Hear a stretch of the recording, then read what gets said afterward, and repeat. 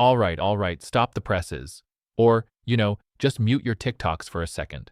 We have some breaking news, and frankly, it's less breaking news and more been here for centuries. We're just finally admitting it news.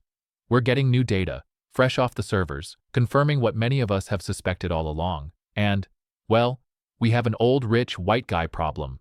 Reports are pouring in from across the nation, and the headline is glaring. The people calling the shots. Wait for it. Don't look like the people they're supposed to be calling the shots for. This isn't just a hunch, America. This is science. Or, numbers. Which are basically science, right?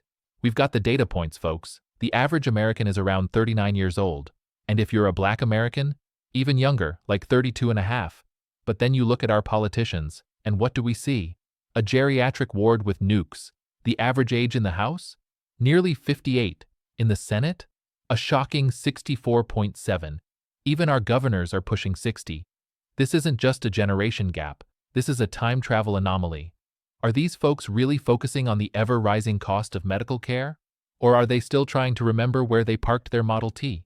And here's another stunning development. Numbers from 2018 show the average member of Congress was worth a staggering $1.28 million.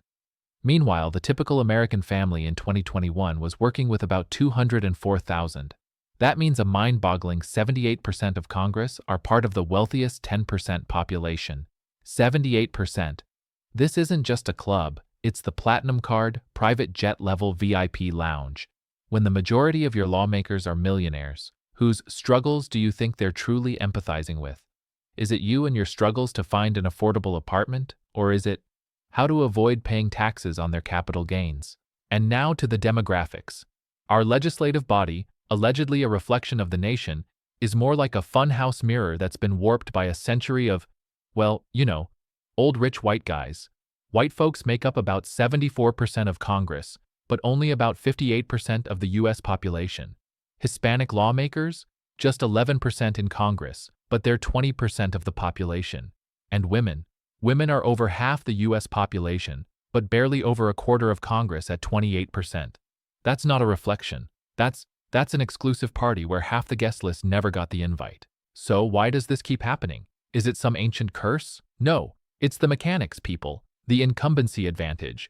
Once they're in, it's like trying to get glue off a toddler. And the money? Forget about it. Running for office now costs a crazy amount of money. Congressional candidates raked in nearly $4 billion last election.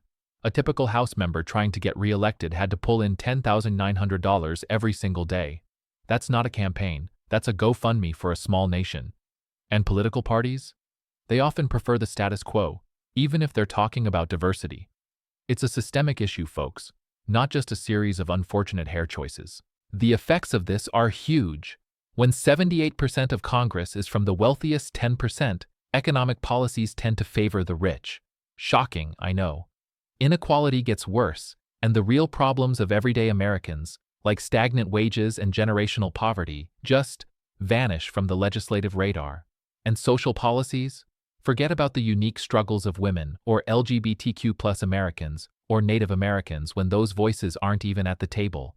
It's a real problem, impacting millions. It's a crisis of representation. It's time to break down those walls and create a political scene that truly shows off the incredible diversity of American voters.